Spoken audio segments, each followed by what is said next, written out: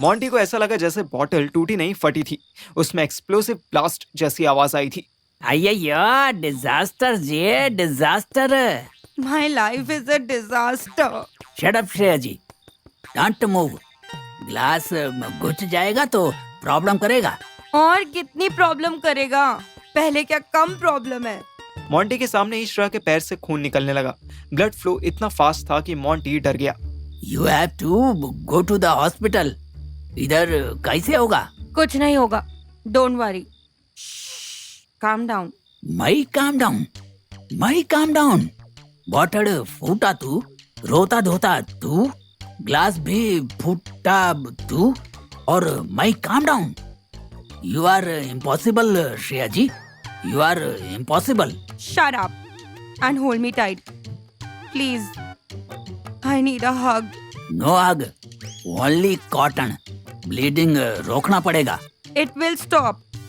Blood clot हो जाएगा, don't worry. Just give me a hug. I'll be fine then.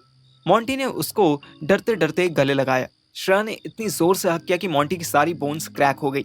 अय्यो, पहले glass फूटा, फिर बॉटल फूटा, अब मई को फोड़ेगा तू।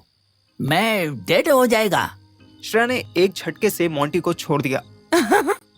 कितनी पथेटिक स्मेल है तुम्हारे परफ्यूम की। एक्सट्रीम कोल्ड वेदर में भी डिस्गस्टिंग ओडर है ये। मई कोई परफ्यूम नहीं चिपकाता।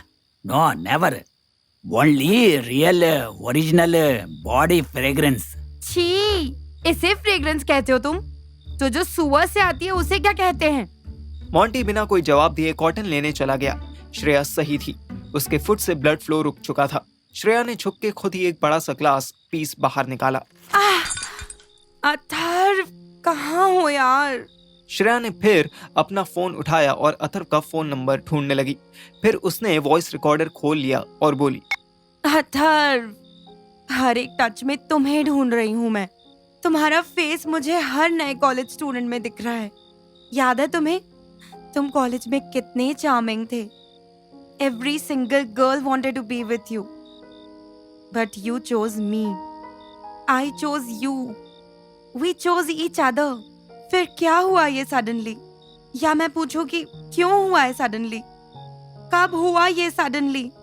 I don't know. I don't want to remember. मैं तुम्हें अब याद करती हूँ ना, तो मुझे तुम्हारी चीटिंग नहीं, तुम्हारी इनोसेंस याद आती है। I'm seeking you, Atharva. मैं तुम्हें हग करना चाहती हूँ। मुझे नहीं चाहिए लंदन, पेरिस, न्यूयॉर्क। मुझे नहीं करनी हायर स्टडीज। मुझे तुम्हारे साथ रहना है baby. Just want to be with you, in your arms, with your breath, just like Parthiv and Suhani. They are living each and every second with each other. कितना मजा आता होगा ना उनको। तुम सुन रहे हो ना? Hello hello Atharva, please talk to me. मुझे इग्नोर मत करो ना प्लीज। मॉन्टी श्रेया के पास आ चुका था। श्रेया रिकॉर्डिंग को कॉलिंग समझ रही थी। मॉन्टी कुछ नहीं बोला। श्रेया ने टेबल पर हेड डाउन कर लिया और धीरे धीरे बड़बड़ाने लगी। पार्थिव और सुहानी कितने सुंदर लग रहे थे। मुझे भी तुमसे शादी करनी है। अथर्व, तुम सुन रहे हो ना? अथर्व, सुहानी, पार्थिव, पार्थिव तू कुछ बोल ना इसको। तू और सुहानी मस्त हो ना? मॉन्टी ने ये रिकॉर्डिंग मुझे भेजी थी। मैं ऑफिस में बैठा श्रेया की रिकॉर्डिंग सुन रहा था और मेरी दोनों आंखों से व्यास नदी बह रही थी। अभी मैंने ठीक से नाक भी नहीं पोंछी थी कि सिद्धार्थ आ गया। अरे वाह पार्थिव, रो रहे हो? कोई फालतू रील देख ली क्या? मैंने गाय की तरह ना में मुंडी हिला दी। वो डिसपॉइंट हो गया। ओह, नहीं देखी? मुझे लगा रील देखकर रो रहे हो। मैं तो कहने वाला था कि फॉरवर्ड कर दो। एनीवेज, क्यों रो रहे थे? कुछ नहीं, ऐसे ही। ओके, कभी कभी रोने से दिल हल्का हो जाता है। मम्मी की याद आ रही होगी। कोई बात नहीं, अब एक काम करो। मुझे लगा ये हाफ डे में घर जाने के लिए कहेगा। Yes sir.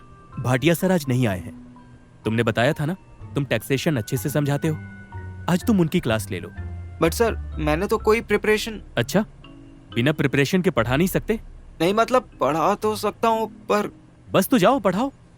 ओए काका, तेरा एग्जाम थोड़ी है, उल्टा तूने स्टूडेंट्स का टेस्ट लेना है। जाओ 10 मिनट बाद क्लास नंबर 15 में कोई नहीं होगा। अपनी पहली क्लास संभालो और उसे संभालने से पहले अपना फेस ठीक करो। ऐसा लग रहा है 3 इडियट्स देख रहे थे। मैं उसको क्या बताता कि 3 इडियट्स देख नहीं बल्कि फील कर रहा था। पहला इडियट अथर, दूसरी इडियट श्रेया और तीसरा मैं। हम तीनों एक दूसरे से इतने डिस्टेंट फर्स्ट टाइम हुए थे। मैं मुंह धो के रेडी होने लगा। मैं जानता था कि भाटिया सर एक क्लास का 4,000 रुपए चार्ज करते हैं। मैं पूरे महीने की सैलरी 15,000 ले रहा था। अगर मैं अच्छा पढ़ा देता तो ये साला सिद्धार्थ का बच्चा मुझे हर तीसरे दिन किसी ना किसी क्लास में डालकर अपने पैसे बचा सकता था, और अगर मैं खराब पढ़ाता तो आगे टीचिंग में जॉब मिलने के चांसेस खत्म हो सकते थे। अपॉर्चुनिटी लेस होने से बेहतर मुझे एक्सप्लॉइट होना लगा। ज्यादा से ज्यादा 10-15 दिन के लिए मुझे एक्सप्लॉइट करेगा।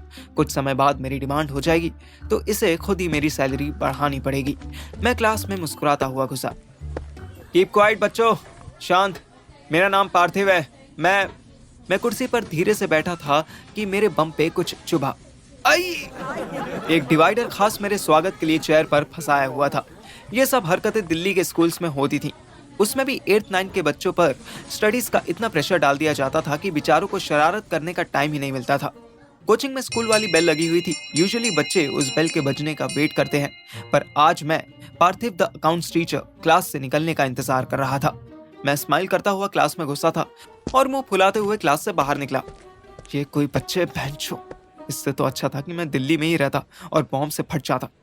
कि मासी का खोपड़ा, ऐसी तैसी में जाए सब। सिद्धार्थ मुझे सामने से आता दिख गया। अरे पार्थिव, कैसी रही तुम्हारी पहली क्लास? ये क्लास थी सर, सीरियसली। ये बच्चे हैं, इन्हें राक्षस घोषित क्यों नहीं कर देते? ऐसा भी क्या हो गया? थोड़ी बहुत शरारत तो सारे बच्चे करते हैं। थोड़ी बहुत ना, ये सालों ने शैतानी के नाम पे पहले मेरी चेयर में डिवाइडर घुसाया, उससे तो मैं बच गया। फिर मैं स्क्रीन पर कुछ लिखने लगा तो पीछे से किसी ने चौक मारी। मैंने घूर के देखा तो साले हंसने लगे। ओहो, तुम समझते नहीं हो। यहाँ दिल्ली वाला हिसाब नहीं है, थोड़ा डिसिप्लिन रखना पड़ता है। 1-2 मुंडे कूट देते। सर कैसे कूटूं? 6 फीट के, 6.5 फीट के सरदार हैं ये जो बदमाशी कर रहे हैं। 1-2 को देख के तो ऐसा लगता है कि साले मुझसे 4-5 साल सीनियर होंगे। डोंट वरी, एक ही क्लास थी तुम्हारी। परसों भाटिया सर आ जाएंगे। जाओ अपना अकाउंट संभालो।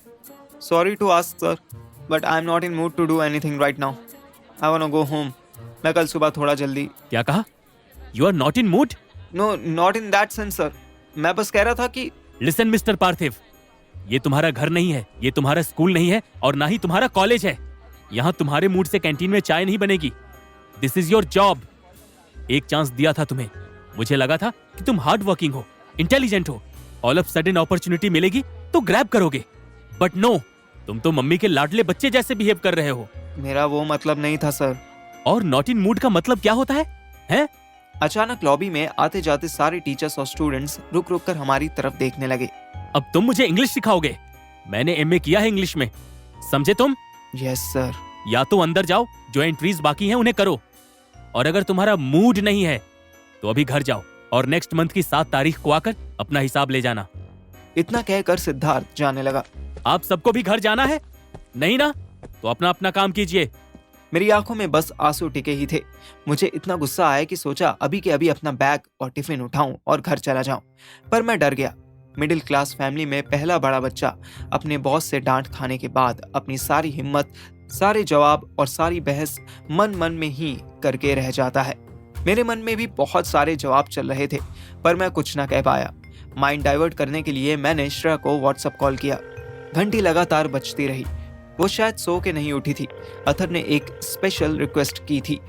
उसका वो काम जितनी जल्दी हो सके पूरा करना था। मैं आंसुओं को आंखों के अंदर ही अंदर पी गया और डाटा एंट्री करने लगा। इधर अथर ट्रेन पकड़कर जलंधर आ चुका था। वो गुंजन मामा के घर आने की बजाय पहले रवि से मिलने चला गया।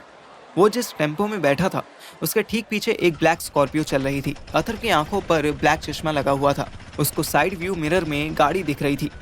अथर ने स्माइल की। टेम्पो वाला एक मोटा सा सरदार था। सरदार जी, मॉडल टाउन कैंसिल करो। तो फिर कितने चढ़ना उत्थे जत्थे कोई आता जाता नहीं है जी? हाँ जी, जब तक गड्डी में पेट्रोल है ना तब तक पूरा शहर घुमाते रहो। पीछे वाली गाड़ी हॉर्न मारने लगी। वेट, पास मत देना, चलने दो ऐसे ही। बाबूजी कोई पुलिस का चक्कर है तो मैनू माफ करो, मैं अगले चौराहे तो रोक रहा। अथर ने बड़े स्टाइल से एक गन निकाली और फिल्मी स्टाइल में बोला, अबे खबरदार, जब तक रुकने के लिए ना कहा जाए चलते रहो। ऑटो वाले पे अथर्व की धमकी का कोई फर्क नहीं पड़ा। उसने ऑटो स्लो कर दिया